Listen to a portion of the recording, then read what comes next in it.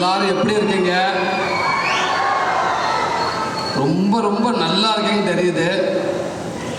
ரொம்ப மகிழ்ச்சி. இன்னைக்கு எங்கள் படத்தில் ஒரே ஒரு டைலாக் இருக்குது. அதுக்கு நான் அன்பு தம்பி பிரசாந்த் பாண்டவருக்கு இந்த நேரத்தில் ஒரு பெரிய நன்றி சொல்லிக்கிறேன். அதில் ஒரு நிறைய டைலாக்ஸ் இருக்குது. அதில் ரொம்ப பிடித்தமான டைலாக் நிறைய இருக்குது. அதில் எனக்கு இன்னும் ரொம்ப ரொம்ப பிடித்த டைலாக்கு, சாமிக்கு அடுத்து பொண்டாட்டி இல்லடா, பொண்டாட்டி தாண்டா சாமி.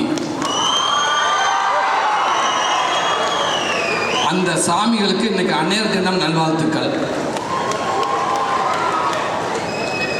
அதுக்கப்புறம் நமக்காகவும் நம்ம குடும்பத்துக்காகவும் இப்போ வரைக்கும் தான் குடும்பத்தை நினைக்காம போராடிக்கிட்டு இருக்கிற நம்ம இராணுவ வீரர்கள், நம்ம சாமிகளுக்கு எல்லாரும் எழுந்து நின்று ஒரே ஒரு கைதட்டி அவங்க மரியாதை செஞ்சு நல்லா இருக்குன்னு நினைக்கிறேன்.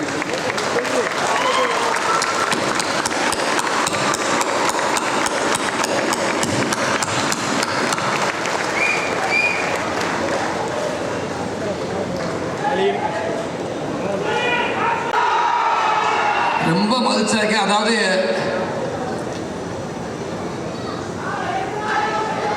எனக்கு மாதிரி எமோஷன் ஆகுது. நான் அழுதும் இருக்கேன்.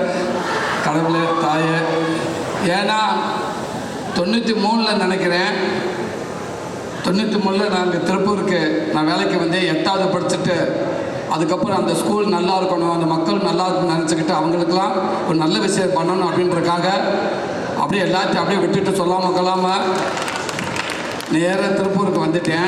நானும் என் ஃப்ரெண்டு 2-3 செந்தமிழ், முத்தையா, திவாகர், ஒரு 4-5 பேர் வந்தோம். தமிழ்நாடு தேட்டருக்கு ஏற்ற மாதிரி அந்த பல்லட ரோடுன்னு நினைக்கிறேன், பல்லட ரோட்டில் தமிழ்நாட்டுக்கு ஏற்ற மாதிரி சிறிவும் கியூரிங்னு ஒன்று இருக்குது. அங்கே தான் நான் வேலை செஞ்சேன். அப்போ ஒரு நாளைக்கு 20 ரூபா சம்பளம் எங்களுக்கு.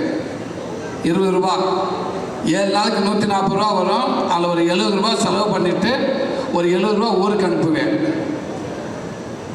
சில நேரங்களில் கொஞ்சம் கையை ஃப்ரீயாக விட்டுருவேன், நல்லா சாப்பிட்டு போடுவேன். அந்த பக்கத்தில் ஒரு பேக்கரி ஒன்று இருக்குது, அது சத்யா பேக்கரின்னு நினைக்கிறேன், ஒன்று இருக்குது. ஆமாம், சத்யா பேக்கரி. வேலை செய்கிற காசை பூரா பிடிங்கி போடுவாங்க. அங்கே ஒரு தேங்காய் பானை கொடுப்பாங்க, பிச்சுருவாங்க, பிச்சுட்டாங்க. இந்த தேங்காய் பானை முக்கோண சைஸில் இருக்கும், 1.25 ரூபா. அப்படியே காசை அப்படியே உள்ளே எண்ணிக்கிட்டே வருவேன். ஒரு தேங்காய் பண்ணி சாப்பிட்டோம்னா ஓகே, ஒரு டீ 1.25 இது 2 கிட்ட வருவேன். வந்தோன்னு சரி வேண்டாம் எதுக்கு அப்படின்னு ஒரு டீயை மட்டும் குடிச்சிட்டு போயிருங்க. டீயை குடிச்சிட்டு அந்த படியில் இறங்க முடியாது. கூட வந்த முத்தி அடுத்து அமைக்கிட்டு இருப்பேன் வாயில். அவன் தின்னுக்கிட்டு இருப்பான். டே நீ சாப்பிட்டாடா? இல்லைடா, எப்படி இப்போ சாப்பிடுவோம், அப்புறம் 3 மணிக்கு சாப்பிடுவோம், அப்புறம் நைட்டு வருவோம், ஒரு 3-4 ரூபா போயிடும்டா, வேணாம்டா, அப்புறம் வீட்டுக்கு அனுப்ப இடிக்கும், வேணாம்டுவேன். சரி வாடான்னு போயிடுவேன். போக அந்த ஸ்மெல்லு விடாதுங்க. இவன் என்ன பண்ணுவேன், இவன் அங்கேயே திண்டு தொலைச்சிட்டா பரவாயில்ல, அதை திண்டுக்கிட்டே என் கூட வருவேன் கம்பெனி வரைக்கும். இப்போ எனக்கு நான் வேகமாக நடக்க ஆரம்பிச்சிருவேன். எனக்கு அந்த ஸ்மெல் இழுக்க நீ வாங்கடாட்டு பிறகுன்னு பின்னாடி போவேன். கம்பெனிக்கிட்ட கால் வைக்கிற போகிறப்ப கடைசியாக குடிச்சிட்டு ஏப்ப விடுவேன். அப்படியே திரும்புவேன். நீ அந்த வந்துடுண்டா, திடுன்னு ஓடியாந்து அந்த டேபிளில் உட்காந்து 2 தேங்காய் பழம் வாங்கி போடுறா, பார்த்துக்கலாம்டா. 2 தேங்காய் பழம் வாங்கி ஒரு ஃபுல் கட்டிட்டு தான் திருப்பி நான் உள்ளே போவேன். அந்த தேங்காய் பழம் வந்து அவ்வளோ டேஸ்ட்டாக இருக்கும். அவ்வளோ கஷ்டப்பட்டிருக்கோம் வேலைகள் இருந்தால் இன்றைக்கி நல்லா இருக்காங்க. எல்லாருமே கஷ்டப்படாமல் யாரும் வந்ததே இல்லை. அந்த சிறுவம் கிங்கில் அவ்வளோ வேலை பார்த்துருக்கோம். அந்த முதலாளிகள் பேர் வந்து கோவிந்த் அண்ணன் ஒருத்தர் இருந்தாங்க, செல்வண்ணன், பாலு அண்ணன், மொத்தம் 3 பேர் தான் அந்த முதலாளி. நல்ல மனிதர்கள், நல்லா பார்த்துக்குருவாங்க, எனக்கு எந்த குறையும் வைக்க மாட்டாங்க. அப்படி பார்த்துக்கிட்டாங்க. அப்போ ஒரு கஷ்டப்படுற காலகட்டத்தில் என் லைஃப்பு ஃபஸ்ட்டு நான் வேலையை ஆரம்பித்தது திருப்பூர் தான். இன்றைக்கி என் வாழ்க்கை நான் ஆரம்பித்தது படிக்காட்டாலும் பரவாயில்ல அப்படின்னு ஃபஸ்ட்டு எனக்கு ஒரு வாழ்க்கையை கற்றுக் கொடுத்தது, இப்படி தாண்ட வாழ்க்கை இருக்கும் அப்படி கற்றுக் கொடுத்தது திருப்பூர். இந்த மண்ணு தான் எனக்கு ஒரு போதிய மரமாக நான் நினைக்கிறேன்.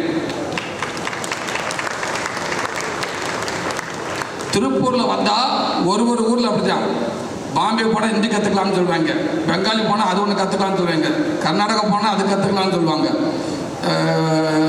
கன்னட பாஷை, கேரளா போனால் ஒரு பாஷை கற்றுக்கலாம்னு சொல்லுவாங்க. எல்லா ஸ்டேட்டுக்கும் போனால் கற்றுக்கலாம். ஆனால் ஒரே ஸ்டேட்டில் எல்லா பாஷையும் கற்றுக்கிறதுன்னா திருப்பூர் மட்டும்தான். 10 நாள் இருந்தாங்கன்னா போதும், கொத்தனார்லேருந்து கோடிசு வரைக்கும் எல்லா லாங்குவேஜ் பேசுவேன். நான் எவ்வளோ நாள் கோடிசு வரை நீ கொத்தனார் இருந்துட்டு போ எல்லா லாங்குவேஜ் நான் பேசுவேன். எல்லா லாங்குவேஜ் பேசுவாங்க. சொல்லுவாங்க, திருப்பூர்ல ஒருத்தன் போய் வாழ முடியாதவன் இந்த உலகத்தில் எங்கேயும் வாழ முடியாது.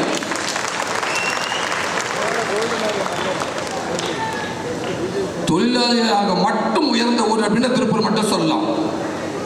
தன்னைத்தானே செதுக்க கிட்ட எல்லாரும் வேலை செஞ்சு அதுக்கப்புறம் அவனுக்கு வேலை கொடுத்து, அதுக்கப்புறம் அவன் வேலை கொடுத்து, அவர் மேலே ஒரு ஸ்டேஜ் அவர் ஓனர் ஆகி இப்படி ஒரு லேபல் இன்னைக்கு முதலாளி ஆகி இன்னைக்கு திருப்பூரில், ஏன் இந்தியாவில் இன்னைக்கு ஒரு பயங்கரமான ஏற்றுமதி போயிட்டு இருக்கிற ஒரு ஸ்டேட்டில் ஒரு மாவட்டம்னா கண்டிப்பாக திருப்பூர் மாவட்டம் தவிர்க்கவே முடியாது.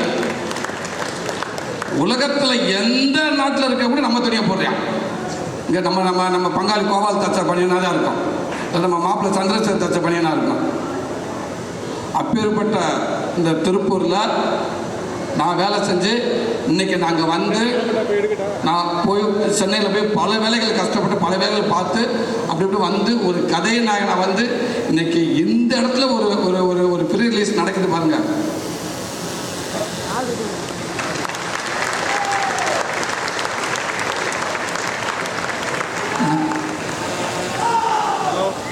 எனக்கு இதை விட வேற எதுவுமே நினைக்கிறேன்.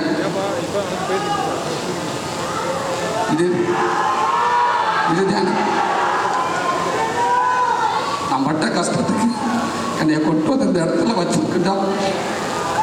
இதை விட எனக்கு மரியாதை எங்கேயுமே கிடைக்காதுங்க.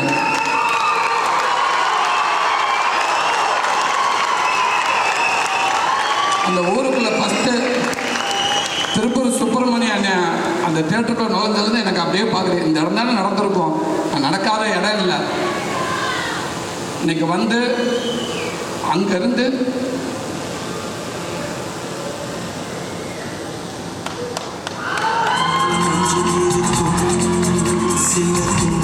இல்லை அங்கேருந்து என்னை நடந்து வந்து நாங்கள் வர்றப்ப சிவப்பு கம்பளை வச்சு என்னை கூட்டிகிட்டு வந்த மாதிரி இருந்துச்சு. அத்தனை பேர்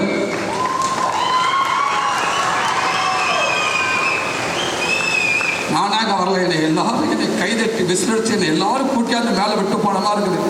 நீ நில்றா, உனக்கான மேடைடா, நீ நிற்காம யாருடா நிற்கிறது, நீ நில்றா, நாங்கள் இருக்கோம்டான்னு சொல்கிற மாதிரி இருந்துச்சு.